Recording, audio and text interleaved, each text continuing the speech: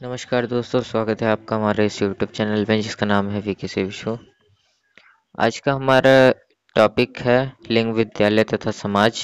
इसके हम 40 से 50 क्वेश्चन आज हम करवाएंगे, जो कि आपके एग्ज़ाम में बहुत ही इम्पोर्टेंट क्वेश्चन माने जा रहे हैं। तो चलिए शुरू करते हैं, लेकिन इससे पहले अगर आपने हमारे चैनल को सब्सक्राइब नहीं किया है तो सब्सक्राइब कर लें, साथ ही साथ बेल आइकन बटन को भी दबा दें ताकि हमारी आने वाली वीडियो की अपडेट आपको मिलती रहे। हमारा पहला क्वेश्चन है कि यदि किसी परिवार में संतान को माता का नाम विरासत में मिलता है तो परिवार को क्या कहा जाता है? If in a family the offspring inherit the mother's name, the family is called मैट्रोनेमिक, मतलब माता का नाम। सेकंड है पैट्रोनेमिक, यानी पिता का नाम। थर्ड है मैट्रिपोस्टेटल, यानी मातृसत्तात्मक। या फोर्थ है मैट्रिलिनियल, यानी मातृसत्तात्मक या मातृवंशीय, सॉरी, मातृवंशीय। तो दोस्तों, इसका सही जवाब है कि यदि किसी परिवार में संतान को माता का नाम विरासत में मिलता है तो वह मातृसत्तात्मक मैट्रिपोटेस्टल होता है, यानी ऑप्शन 3 हमारा सही है। नेक्स्ट क्वेश्चन पे अगर हम आए तो इसमें दे रखा है select the laws enacted by the parliament for the welfare of women। महिलाओं के कल्याण के लिए संसद द्वारा अधिनियमित कानूनों का चयन करना है। ऑप्शन 1 स्पेशल मैरिज एक्ट 1995, 1995 का विशेष विवाह अधिनियम। Option 2 dowry prohibition act of 1961, 1961 का दहेज प्रतिषेध अधिनियम। Option 3 equal requirement act of 1976, समान पारिश्रमिक अधिनियम 1976 का। या ऑप्शन चौथा है हमारा उपरोक्त सभी। तो दोस्तों, महिलाओं के कल्याण के लिए संसद द्वारा जो कानून है वो ये तीनों ही हैं। 1995 का विशेष विवाह अधिनियम, 1961 का दहेज प्रतिषेध अधिनियम और समान पारिवारिक श्रम अधिनियम जो है, समान पारिश्रमिक अधिनियम 1976 का, ये तीनों ही संसद द्वारा महिलाओं के कल्याण के लिए कानून बनाए गए थे। नेक्स्ट क्वेश्चन है हमारा भारत में महिलाओं में भेदभाव किया जाता है। Women in India are discriminated in political life, राजनीतिक जीवन में। ऑप्शन 2 सोशल लाइफ, सामाजिक जीवन में। ऑप्शन 3 इकोनॉमिक लाइफ, आर्थिक जीवन में। या option 4 all of the above, उपरोक्त सभी। तो दोस्तों, भारत में महिलाओं को भेदभाव जो किया जाता है वो है राजनीतिक जीवन, सामाजिक जीवन और आर्थिक जीवन में। क्योंकि कई बार अगर आप रोजगार की अगर हम बात करें तो फैक्ट्रियों में जो महिलाएं काम कर रही हैं उनको पुरुषों के मुकाबले वेतन कम मिलता है। इसके अलावा सामाजिक जीवन की बात करें तो सामाजिक जीवन में महिलाओं को सिर्फ घरेलू कामकाज वाली महिलाएं जो है वो समझा जाता है, तो यहाँ पे भेदभाव हो रहा है। और राजनीतिक जीवन में अगर हम बात करें तो महिलाओं के लिए 33% सीटें आरक्षित होने के बावजूद उनकी सीटें कभी भी पूरी नहीं भर रही, यानी यहाँ पे भी कहीं ना कहीं उनके साथ भेदभाव हो रहा है। तो इसका ऑप्शन 4 जो है वो सही है। नेक्स्ट क्वेश्चन है एक महिला या एक पुरुष जो पुरुषों और महिलाओं के लिए समान अधिकारों और अवसरों में विश्वास करते हैं, परिभाषा के लिए सही विकल्प का चयन करें। A woman or a man who believes in equal right and opportunity for men and women. Select the correct option for the definition. Feminist, नारीवादी, पेट्रियार्की, पितृसत्ता, कास्ट हेरियार्की, जाति पदानुक्रम, सोशल चेंजेस, सामाजिक परिवर्तन। तो दोस्तों, एक महिला और एक पुरुष जो पुरुषों और महिलाओं के लिए समान अधिकारों और अवसरों में विश्वास रखता है वो है नारीवादी, फेमिनिस्ट। तो हमारा ऑप्शन 1 जो है वो सही है। नेक्स्ट क्वेश्चन की ओर बढ़ते हैं। नेक्स्ट क्वेश्चन है समान मजदूरी अधिनियम दर्शाता है equal wages all wages act signifies option एक laws that deal with family related matters कानून जो परिवार से संबंधित मामलों से संबंधित है। ऑप्शन दो law provide that equal wages should be paid for equal jobs for both man and women कानून प्रदान करता है कि पुरुषों और महिलाओं दोनों के लिए समान नौकरी के लिए समान वेतन का भुगतान किया जाना चाहिए। ऑप्शन तीन an act which signifies that all work inside the home is done by the women of the family एक अधिनियम जो है दर्शाता है कि घर के अंदर सभी काम परिवार की महिलाओं द्वारा किया जाता है। या option four a radical law against the discriminatory attitude and sexual division of labour भेदभावपूर्ण रवैया और श्रम के यौन विभाजन के खिलाफ एक कट्टरपंथी कानून। तो दोस्तों समान मजदूरी अधिनियम का मतलब ये होता है कि एक ऐसा कानून जो महिलाओं और पुरुषों दोनों के लिए समान नौकरी के लिए समान वेतन के लिए समान पैसे दिए जाने चाहिए। तो ऑप्शन दो जो है हमारा वो सही है। नेक्स्ट क्वेश्चन की ओर बढ़ते हैं। तो नेक्स्ट क्वेश्चन है हमारा कि जब हम लिंग विभाजन की बात करते हैं तो हम आमतौर पर इसका उल्लेख करते हैं when we speak of gender divisions we usually refer to option एक biological difference between man and women पुरुषों और महिलाओं के बीच जैविक अंतर। ऑप्शन दो equal rules assigned by the society to man and women समाज द्वारा पुरुषों और महिलाओं को असमान भूमिकाएं सौंपी गई हैं। ऑप्शन तीन unequal यूनिक्वल चाइल्ड सेक्स रेशियो असमान बालक लिंगानुपात। या ऑप्शन चार absence of voting right for women in democracies लोकतंत्र में महिलाओं के लिए मतदान के अधिकार की अनुपस्थिति। तो दोस्तों इसमें अगर हम सही आंसर की बात करें कि जब हम लिंग विभाजन की बात करते हैं तो हम आम तौर पे इसका उल्लेख करते हैं कि समाज द्वारा पुरुषों और महिलाओं को उनकी असमान भूमिकाएं सौंपी गई हैं। ठीक है, तो ऑप्शन दो जो है हमारा वो राइट है। नेक्स्ट क्वेश्चन की ओर बढ़ते हैं। विच of the following statement is true निम्नलिखित में से कौन सा कथन सत्य है। ऑप्शन एक women have the right to equal pay महिलाओं को समान वेतन का अधिकार है। ऑप्शन दो women have the right to dignity and decency महिलाओं को गरिमा और शालीनता का अधिकार है। ऑप्शन तीन women have a right against the domestic violence घरेलू हिंसा के खिलाफ महिलाओं का अधिकार है। या ऑप्शन चार ऑल ऑफ देम उपरोक्त सभी। तो दोस्तों महिलाओं के जो अधिकार हैं वो समान वेतन का भी अधिकार है महिलाओं को गरिमा और शालीनता का भी अधिकार है इसके अलावा घरेलू हिंसा के खिलाफ महिलाओं का जो अधिकार है वो भी है। तो यानी हमारा ऑप्शन चार जो है ऑल ऑफ देम ये सही है। नेक्स्ट क्वेश्चन की ओर बढ़ते हैं। जातीयता क्या है। द फॉर और the fact of the fact और state of belonging to a social group that that has a common national and cultural tradition एक सामाजिक समूह से संबंधित वसा या राज्य जिसमें एक राष्ट्र समान राष्ट्रीय और सांस्कृतिक परंपरा है। ऑप्शन दो द एंटी मोनार्की राजतंत्र विरोधी। ऑप्शन तीन बोथ ए एंड बी ए और बी दोनों। या ऑप्शन चार नन ऑफ दिस इनमें से कोई नहीं। तो दोस्तों अगर हम बात करें कि जातीयता क्या है तो जातीयता जो है वो एक सामाजिक समूह से संबंधित वसा या राज्य जिनमें एक सामान्य राष्ट्रीय और सांस्कृतिक परंपरा है। ठीक है, तो यानी हमारा ऑप्शन एक जो है वो सही है। नेक्स्ट क्वेश्चन की ओर बढ़ें तो आपके व्हाट इज रेसिज्म जातिवाद क्या है। ऑप्शन एक यह विश्वास कि लोगों की कुछ नस्लें दूसरों की तुलना में बेहतर हैं the believe that some races of people are better than other.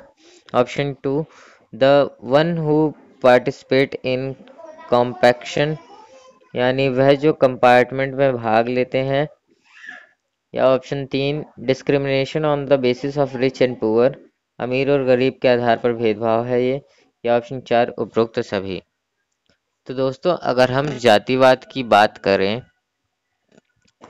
तो यहाँ पे ऑप्शन 1 जो है वो सबसे ज़्यादा बेहतर साबित होता है, क्योंकि अमीर गरीब के आधार पर भेदभाव जो है हमारे समाज में वो जातीयता का आधार नहीं है। लेकिन अगर हम बात करें कि लोगों को ये विश्वास है कि हमारी नस्लें दूसरों की तुलना में बेहतर हैं, तो ये जातीयवाद है। तो ऑप्शन 1 जो है वो सही है। नेक्स्ट क्वेश्चन पे आते हैं। To make learning effective a goal must be meaningful in terms. अधिगम को प्रभावी बनाने के लिए एक लक्ष्य डैश में सार्थक होना चाहिए। Option 1 objectives of the curriculum, पाठ्यक्रम का उद्देश्य। ऑप्शन 2 इंटेलेक्चुअल आइडियाज, बौद्धिक विचार। ऑप्शन 3 स्टैंडर्ड्स ऑफ अदर, दूसरों के मानक। या option 4 the need of purpose of students, छात्रों की आवश्यकताएं और उद्देश्य। तो दोस्तों जो अधिगम को प्रभावी बनाने के लिए एक लक्ष्य जो है वो छात्रों की आवश्यकताएं और उद्देश्य में सार्थक होना चाहिए। तो यानी हमारा ऑप्शन जो है फोर्थ वो सही है। नेक्स्ट क्वेश्चन की ओर बढ़ते हैं। तो नेक्स्ट क्वेश्चन है छात्रों के लिए सीखने के तरीकों में से कौन सा तरीका सही है। Which of the following is true about the ways of learning for students. Option 1 speed of learning is same for all student, सीखने की गति सभी छात्रों के लिए समान है। Option 2 etch child has a unique learning style, प्रत्येक बच्चे की सीखने की एक अनूठी शैली होती है। Option 3 childrens follow the way other student learn, बच्चे अन्य छात्रों के सीखने के तरीके का अनुकरण करते हैं। या option 4 all children immediately follow teachers instructions, सभी बच्चे तुरंत शिक्षक के निर्देशों का पालन करते हैं। तो दोस्तों इसमें से कौन सा ऑप्शन सही है। तो इसमें से ऑप्शन सेकंड जो है वो सही है, क्योंकि हर बच्चे के सीखने का एक अनूठा शैली होता है। ठीक है, यानी एक यूनिक लर्निंग स्टाइल हर बच्चे का होता है। तो हमारा ऑप्शन 2 जो है वो इसमें सही है। नेक्स्ट क्वेश्चन की ओर बढ़ते हैं। तो नेक्स्ट क्वेश्चन है हमारा dash is the quality of good teacher, dash एक अच्छे शिक्षक का गुण है। ऑप्शन 1 कंट्रोल ओवर इमोशंस, भावनाओं पर नियंत्रण।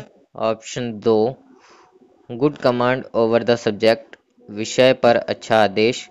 ऑप्शन 3 फिजिकल स्ट्रेंथ, शारीरिक शक्ति। या ऑप्शन 4 सेंस ऑफ ह्यूमर। ठीक है, तो इसका जो आंसर है कि एक अच्छे शिक्षक का क्या गुण होना चाहिए, तो विषय पर अच्छा नियंत्रण जो है वो होना चाहिए। तो ऑप्शन 2 जो है वो हमारा सही है। नेक्स्ट क्वेश्चन पे अगर हम बात करें, नेक्स्ट क्वेश्चन है हमारा what is the best way for the teacher to resolve the problem in class. एक शिक्षक के लिए कक्षा में समस्याओं को हल करने का सबसे अच्छा तरीका क्या है। Option 1 ask for other teachers opinion, अन्य शिक्षक की राय के लिए पूछें। Option 2 depend on ones on opinion, किसी के अपने विचार पर निर्भर करता है। Option 3 think on suggestion offered by the children and implement the good ones, बच्चे द्वारा दिए गए सुझावों पर विचार करें और अच्छे लोगों को लागू करें। Option 4 use the view that principles give, प्रधानाचार्य द्वारा दिए गए दृष्टिकोण का उपयोग करें। तो दोस्तों अगर हम बात करें एक शिक्षक के लिए कक्षा में समायोजन को हल करने का सबसे अच्छा तरीका क्या है, तो सबसे पहले तो हमें बच्चों से राय लेनी पड़ेगी कि उनको किस तरीके से पढ़ना, किस तरीके से खेलना, किस तरीके से बात करना क्या अच्छा लगता है, और फिर उस चीज़ को हमें क्लास में लागू करना चाहिए। तो यानी ऑप्शन 3 जो है हमारा वो सही है। नेक्स्ट क्वेश्चन पे आते हैं कि आप अपने छात्रों को कैसे स्वतंत्र करोगे? How would you make your student independent? Option A, give responsibility to everyone, सभी को जिम्मेदारी दें। ऑप्शन दो, giving order and expecting obedience, आदेश देना और आज्ञाकारिता का उम्मीद करना। ऑप्शन थ्री, इग्नोरिंग दियर पेटी फाइट्स, उनके झगड़े को नज़रअंदाज करना। या ऑप्शन चार, solving their problem of time, उनके लिए उनकी समस्याओं का समाधान करना। तो दोस्तों, जब भी हम अपने छात्रों को स्वतंत्र करने की बात करते हैं तो यहाँ पे सबको जिम्मेदारी देना सबसे ज़्यादा इम्पोर्टेंट है। अगर आप सबको जिम्मेदारी देंगे, सब अपनी अपनी जिम्मेदारी समझेंगे और उसी के अकॉर्डिंग वो काम करेंगे। तो यहाँ पे ऑप्शन एक जो है, गिव रिस्पॉन्सिबिलिटी टू एवरीवन, ये सही है। नेक्स्ट क्वेश्चन की ओर बढ़ते हैं। Why is learning by doing important? क्यों महत्वपूर्ण है करके सीखना? ठीक है, तो ऑप्शन एक है हमारा, it develop interest among children, ये बच्चों की रुचि विकसित करता है। ऑप्शन दो, मेंटेन्स डिसिप्लिन, अनुशासन बनाए रखता है। ऑप्शन तीन, कीप्स चिल्ड्रन बिजी, बच्चों को व्यस्त रखता है। ऑप्शन चार, प्रमोट्स मीनिंगफुल लर्निंग, सार्थक सीखने को बढ़ावा देता है। तो दोस्तों, करके सीखना जो है वो महत्वपूर्ण इसलिए है क्योंकि यह बच्चों में रुचि विकसित करता है। क्योंकि बच्चा जब तक वो खुद नहीं करेगा तब तक उसकी रुचि जो है किसी भी सब्जेक्ट में या किसी भी टॉपिक के ऊपर उसकी रुचि विकसित नहीं होगी। और रुचि विकसित होगी तो इसका मतलब है कि वो बहुत अच्छे से सीख जाएगा उस चीज़ को। तो ऑप्शन एक यहाँ पे सही है। नेक्स्ट क्वेश्चन की ओर बढ़ते हैं। तो विविधता सेट इसे बढ़ाता है। Having variety of question set in a question paper increase it, प्रश्न पत्र में अगर विविधता सेट किस चीज को बढ़ाता है? ऑप्शन एक, निष्पक्षता ऑब्जेक्टिविटी। ऑप्शन दो, रिलायबिलिटी विश्वसनीयता। ऑप्शन थ्री, वैलिडिटी वैधता। या ऑप्शन चार, डिफिकल्टी कठिनाई। तो दोस्तों, प्रश्न पत्र में प्रश्न की विविधता जो है वो उसकी विश्वसनीयता को बढ़ाता है। तो यानी ऑप्शन दो जो है, रिलायबिलिटी, वो सही है। नेक्स्ट क्वेश्चन की अगर हम बात करें तो नेक्स्ट क्वेश्चन है, छात्रों के लिए सीखने के तरीकों के बारे में निम्नलिखित में से कौन सा तरीका सही है? Which of the following is true about the ways of learning for students? Option एक, speed of learning is the same for all student, सीखने की गति सभी छात्रों के लिए समान है। ऑप्शन दो, each child has a unique learning style, प्रत्येक बच्चे की सीखने की एक अनोखी शैली होती है। ऑप्शन तीन, childrens follow the way other student learn, बच्चे अन्य छात्रों के सीखने के तरीके का अनुसरण करते हैं। All children immediately follow teacher instruction, बच्चे तुरंत शिक्षक के निर्देशों का पालन करते हैं। तो ये क्वेश्चन दोबारा रिपीट हो रहा है। तो दोस्तों, ये क्वेश्चन हमारा दोबारा रिपीट हो रहा है। तो छात्रों के सीखने के तरीकों के बारे में कौन सा कथन सही है? तो यहाँ पे सेकंड ऑप्शन सही है, प्रत्येक बच्चे की सीखने की एक अनूठी शैली होती है। तो हमारा ऑप्शन यहाँ पे दो सही है। नेक्स्ट क्वेश्चन पे आते हैं, why is teaching training necessary, शिक्षक प्रशिक्षण क्यों आवश्यक है? ऑप्शन एक, इंक्रीज टीचिंग स्किल्स, शिक्षण कौशल बढ़ाने के लिए। ऑप्शन दो, understand methods of school organisation, school संगठन के तरीकों को समझने के लिए। ऑप्शन तीन, upgrade knowledge of content, content को अपग्रेड करने के लिए। या ऑप्शन चार, ऑल ऑफ अबव, उपरोक्त सभी। तो यहाँ पे दोस्तों, शिक्षण प्रशिक्षण जो आवश्यक है वो है शिक्षण कौशल को बढ़ाने के लिए, स्कूल संगठन के तरीकों को समझने के लिए, कंटेंट को अपग्रेड ज्ञान करने के लिए। तो यहाँ पे तीनों ऑप्शन सही है, यानी हमारा फोर्थ ऑप्शन जो है, उपरोक्त सभी, ये राइट है। नेक्स्ट क्वेश्चन की ओर बढ़ते हैं। Parenting refers to the aspects of racing, parenting refers to the aspects of raising a child aside from the, पेरेंटिंग एक बच्चे की परवरिश के पहलुओं को संदर्भित करता है डैश के अलावा। ऑप्शन एक, इमोशन भावनाएं। ऑप्शन दो, इंटेलेक्चुअल डेवलपमेंट, बौद्धिक विकास। ऑप्शन 3 फाइनेंशियल सपोर्ट, वित्तीय सहायता। या ऑप्शन 4 बायोलॉजिकल रिलेशनशिप, जैविक संबंध। दोस्तों, पेरेंटिंग एक बच्चे की परवरिश के पहलुओं को संदर्भित करता है, तो इसका आंसर है हमारा ऑप्शन 4 जैविक संबंध की वजह से। ठीक है, तो यहाँ पे ऑप्शन 4 हमारा सही है। नेक्स्ट क्वेश्चन पे आते हैं। तो नेक्स्ट क्वेश्चन है, नीचे दिए गए लड़के और लड़कियों के बारे में कुछ कथन है, आपके अनुसार इनमें से कौन सा कथन सही है। Given below are the some statement about boys and girls, according to you which one of these is true.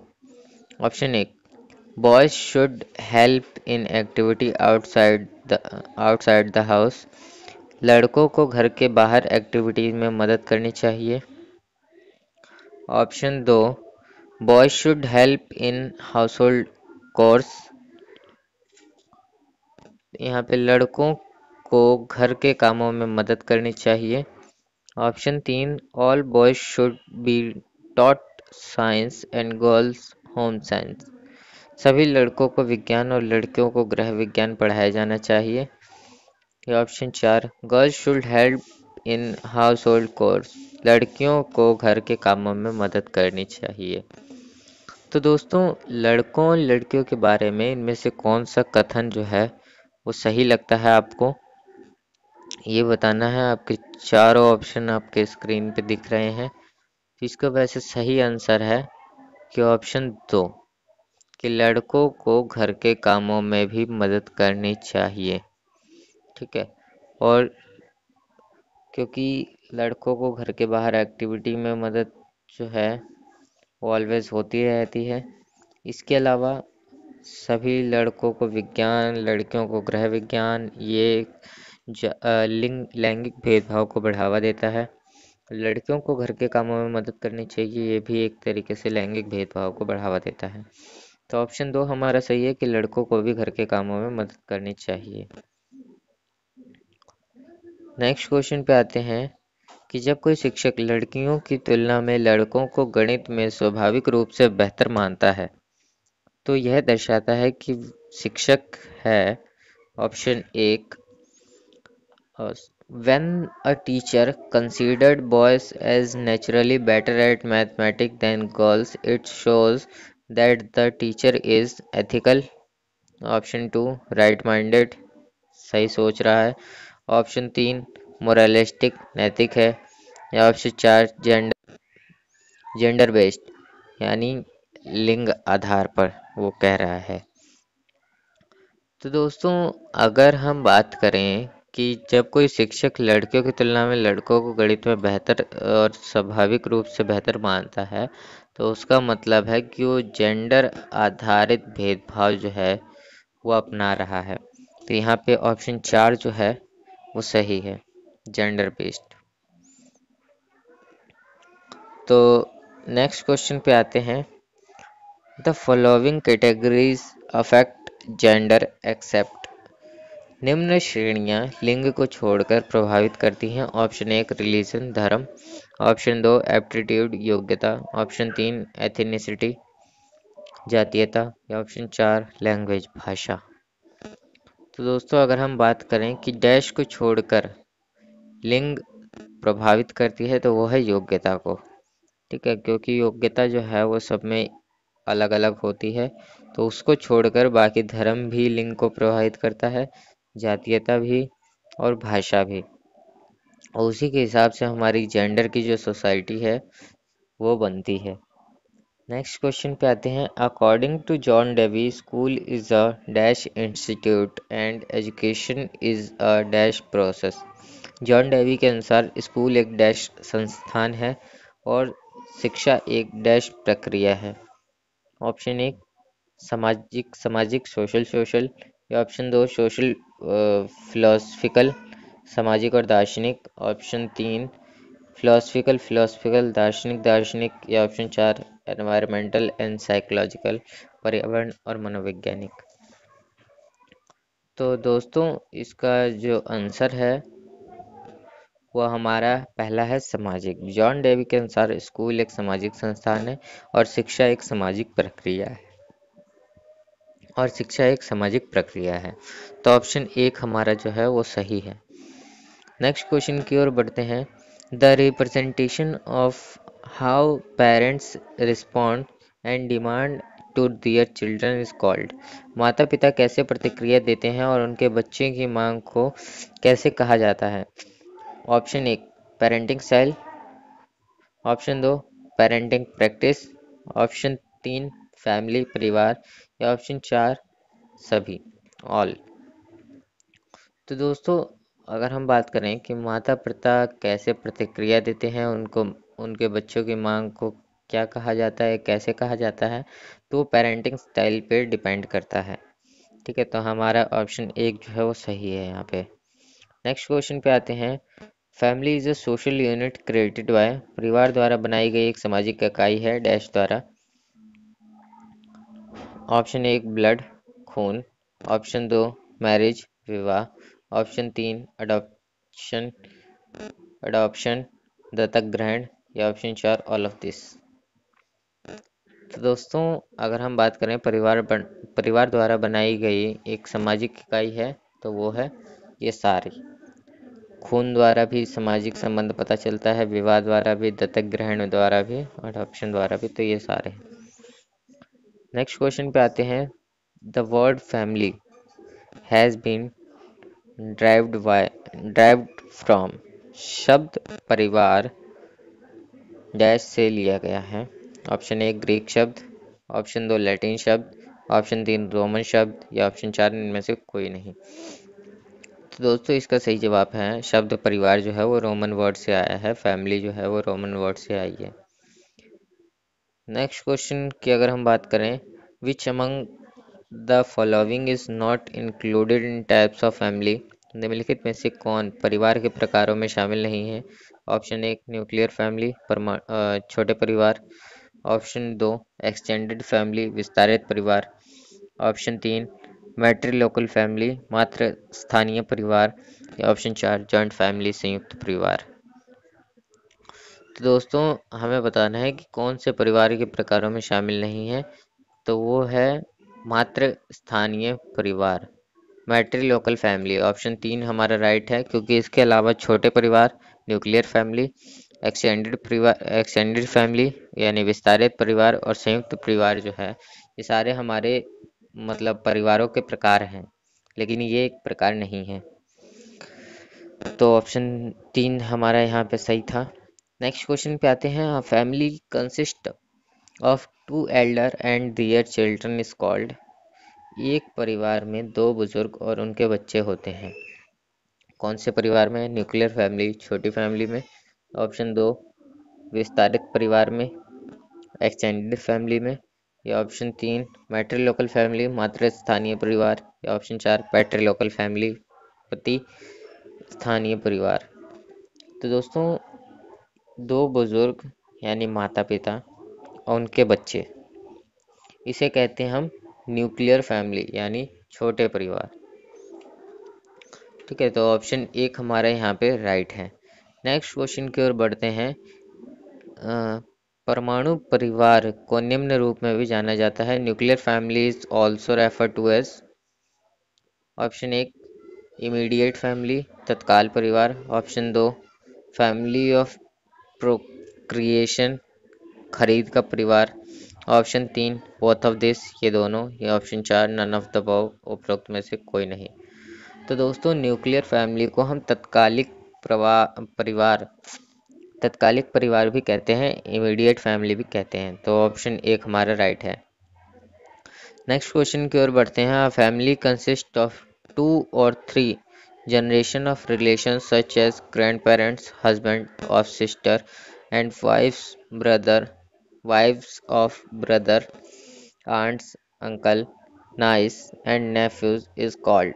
एक परिवार में दो या तीन पीढ़ियों के संबंध होते हैं, जैसे कि दादा दादी, बहन के पति और भाइयों की पत्नियां, मौसी, चाचा, भतीजी और भतीजों को कहा जाता है। ऑप्शन एक परमाणु परिवार न्यूक्लियर फैमिली यानी छोटे परिवार, ऑप्शन 2 एक्सटेंडेड फैमिली विस्तारित परिवार। ऑप्शन 3 फैमिली ऑफ प्रोक्रिएशन खरीद का परिवार। या ऑप्शन 4 फैमिली ऑफ ओरिएंटेशन का परिवार।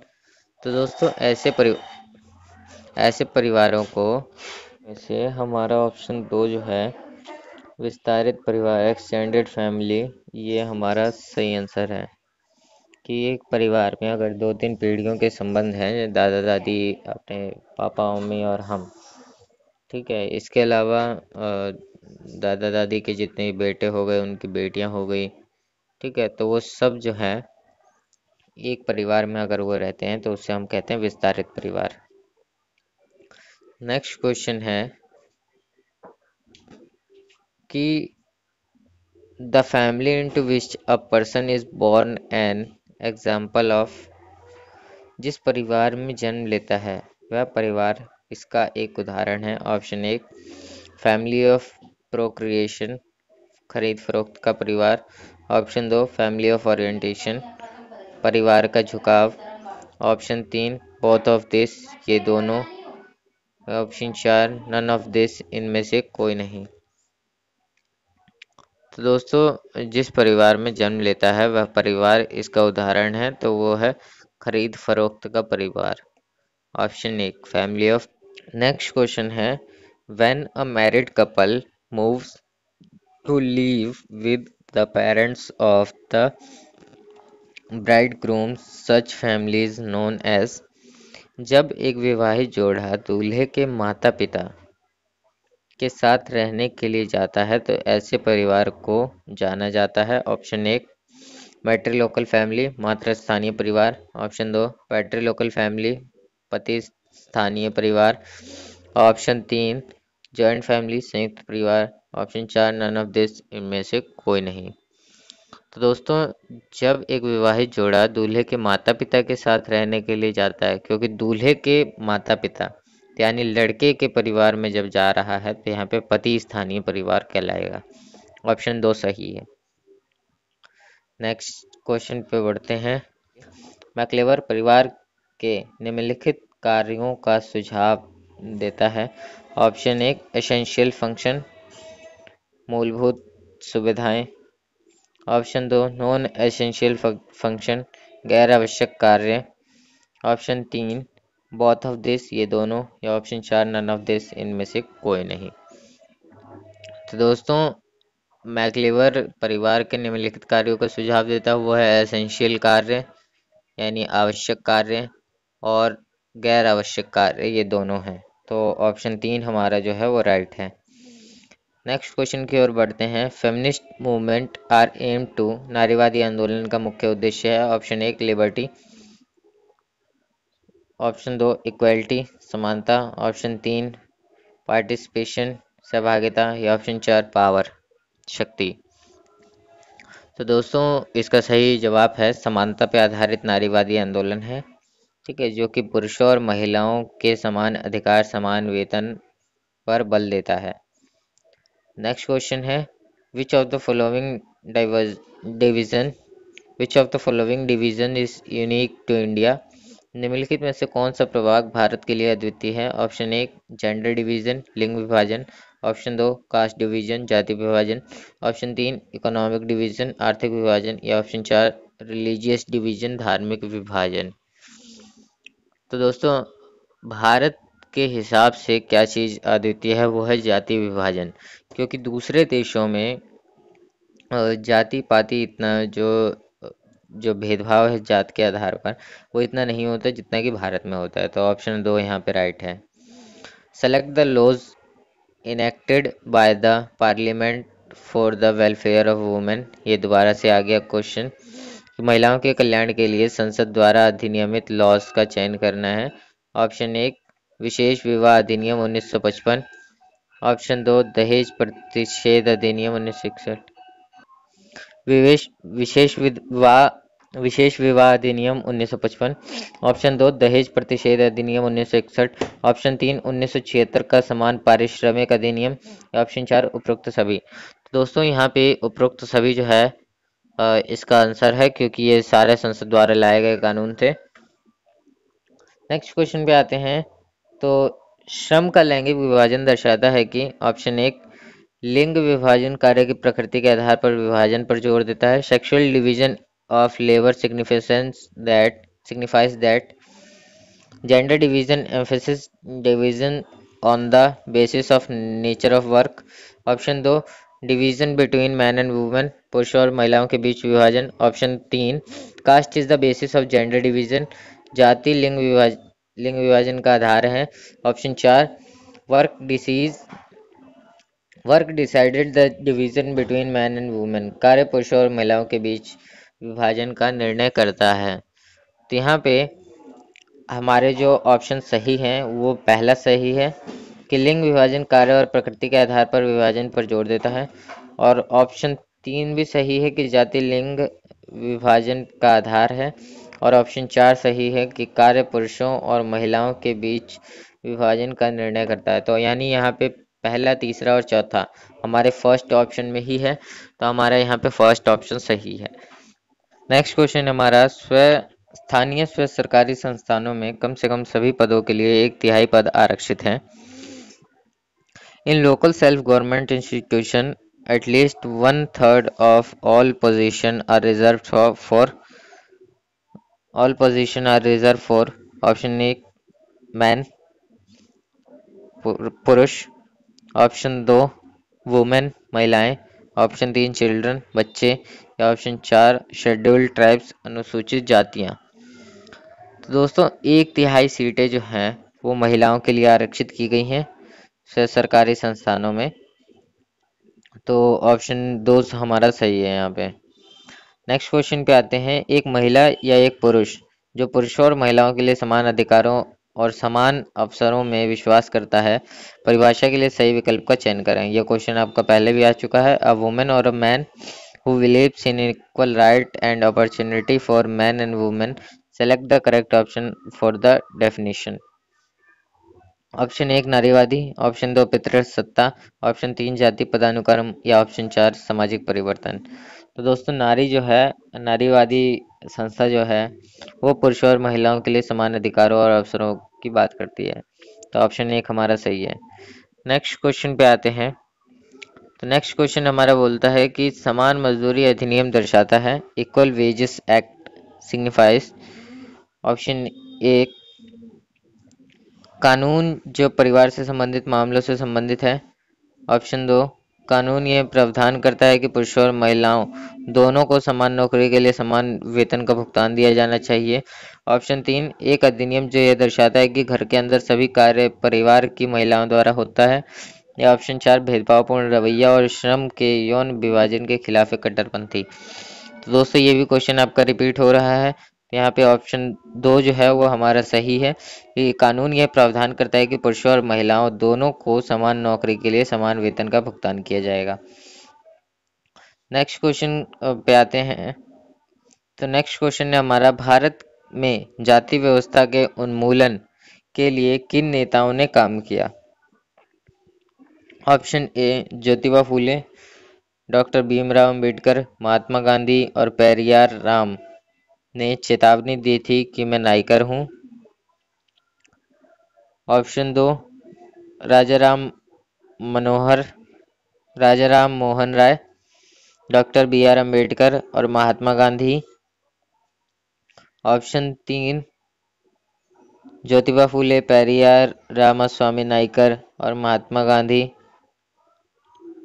ऑप्शन चार स्वामी विवेकानंद, ज्योतिबा फूले और राजाराम मोहन राय।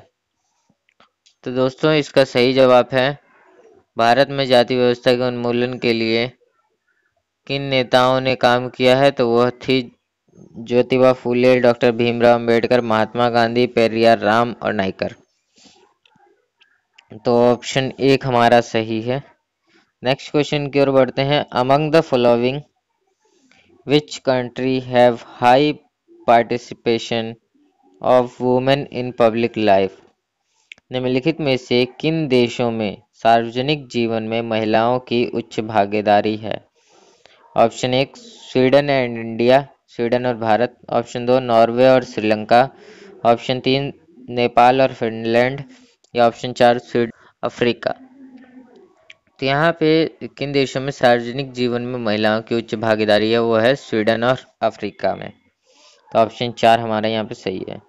नेक्स्ट क्वेश्चन पे आते हैं। जब हम लिंग विभाजन की बात करते हैं तो हम आमतौर पर इसका उल्लेख करते हैं, ये क्वेश्चन भी आपका रिपीट हो रहा है। When we speak of gender division we usually refer to. Option 1 biological difference between man and women, पुरुषों और महिलाओं के बीच जैविक अंतर। Option 2 unique roles assigned by the society to man and women, समाज द्वारा पुरुषों और महिलाओं को असमान भूमिकाएं। Option 3 unequal child ratio, unequal child sex ratio, असमान बालक लिंगानुपात। या option 4 absence of voting rights for women in democracies, लोकतंत्र में महिलाओं के लिए मतदान के अधिकार की अनुपस्थिति। दोस्तों हमारा यहाँ पे सही जवाब है ऑप्शन 2, समाज द्वारा पुरुषों और महिलाओं को असमान भूमिकाएं जो है लिंग विभाजन की बात करते हैं जब हम, तो ये चीजें आती हैं हमारे दिमाग में। नेक्स्ट क्वेश्चन की ओर बढ़ते हैं। भारत के संविधान के बारे में निम्नलिखित में से कौन सा कथन गलत है? Which among the following statement about India constitution is wrong? It. Option 1 prohibited discrimination on grounds of religion, धर्म के आधार पर भेदभाव का निषेध करता है। Option 2 gives official status to one religion, किसी एक धर्म को आधिकारिक दर्जा देता है। Option 3 provide to all individual freedom to profess any religion, सभी व्यक्तियों को किसी भी धर्म को स्वीकार करने की स्वतंत्रता प्रदान करता है। Option 4 Indian within insures equality of citizens within religious communities, धार्मिक समुदायों के भीतर नागरिकों की समानता सुनिश्चित करता है। दोस्तों इसका सही जवाब है ऑप्शन 2 कि किसी एक धर्म को आधिकारिक दर्जा देता है, क्योंकि यहाँ पे हमें गलत बताना है भारतीय संविधान के बारे में कौन सा कथन गलत है। तो ऑप्शन 2 कथन गलत है कि भारत जो है वो किसी भी धर्म को आधिकारिक दर्जा स्वीकार नहीं करता है। नेक्स्ट क्वेश्चन की अगर हम बात करें, निम्नलिखित में से कौन एक परिवार के गैर आवश्यक कार्य में शामिल नहीं है? Which among the following is not included in non essential function of family? Option 1 शैक्षिक कार्य एजुकेशनल फंक्शन। ऑप्शन 2 सामाजिक समारोह सोशल फंक्शन। ऑप्शन 3 सांस्कृतिक कार्य कल्चरल फंक्शन। या option 4 stable satisfaction of sexual need, यौन जरूरतों के लिए प्रति संतुष्टि। तो दोस्तों निम्नलिखित में से कौन सा परिवार एक गैर आवश्यक कार्य में शामिल नहीं है? तो वो ऑप्शन 4 है, यौन जरूरतों के प्रति संतुष्टि जो है वो इस कार्य में शामिल नहीं है। नेक्स्ट क्वेश्चन की ओर बढ़ते हैं। नेक्स्ट क्वेश्चन है विशिष्ट व्यवहार जो माता पिता अपने बच्चों को सामाजिक बनाने के लिए उपयोग करते हैं उन्हें कहा जाता है the specific behaviour that parents use to socialise their children is called. Option 1 parenting style. Option 2 parenting practice. Option 3 both of this. Option 4 none of this. तो इसका जो जवाब है दोस्तों ऑप्शन 2 है पेरेंटिंग प्रैक्टिस जो है एक विशिष्ट व्यवहार जो माता पिता अपने बच्चों को सामाजिक बनाने के लिए उपयोग करता है वो है पेरेंटिंग प्रैक्टिस। ठीक है, तो ऑप्शन 2 यहाँ पे राइट है। नेक्स्ट क्वेश्चन की ओर बढ़ते हैं। The equality of parenting can be more essential than the equality of time spend with the child is example of. Parenting की गुणवत्ता बच्चे के साथ बिताए गए समय की मात्रा से अधिक आवश्यक हो सकती है। ऑप्शन 1 सोशलाइजेशन समाजीकरण। Option 2 parenting style. Option 3 family परिवार। ऑप्शन 4 ऑल ऑफ दिस, इनमें से कोई नहीं। दोस्तों इसका सही जवाब है ऑप्शन 2 पेरेंटिंग स्टाइल। पेरेंटिंग की गुणवत्ता बच्चे के साथ बिताए गए समय की मात्रा से अधिक आवश्यक हो सकती है, पेरेंटिंग स्टाइल। नेक्स्ट क्वेश्चन की ओर बढ़ते हैं। नेक्स्ट क्वेश्चन है which of the following is not a type of parenting style? निम्न में से कौन सा एक प्रकार पेरेंटिंग शैली नहीं है? Option 1 authoritative parenting. आधिकारिक पालन पोषण। ऑप्शन 2 ऑथोरिटेरियन पेरेंटिंग, अधिनायकवादी पालन पोषण। ऑप्शन 3 परमिसिव पेरेंटिंग, अनुमेय पालन पोषण। या ऑप्शन 4 इन्वॉल्व पेरेंटिंग, शामिल पालन पोषण।